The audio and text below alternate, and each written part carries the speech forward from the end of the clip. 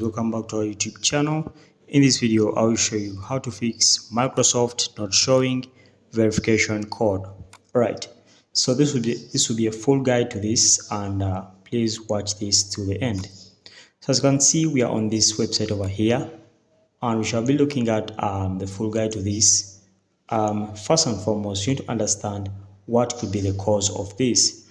So mainly the cause of this could be recently you've changed your phone number, or you've switched your email service provider, or you've even forgot your account.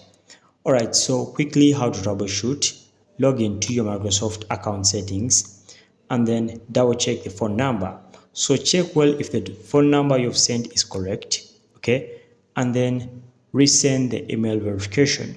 So this time around you have to resend another email verification code, and then it will be sent to your email. Alternatively, there are other verification methods you can go about. You can use the Microsoft Authenticator application over here, as you can see. So this Authenticator application is reliable and it automatically reads the codes. So you don't need to bother with the email verification if at all the codes don't show up.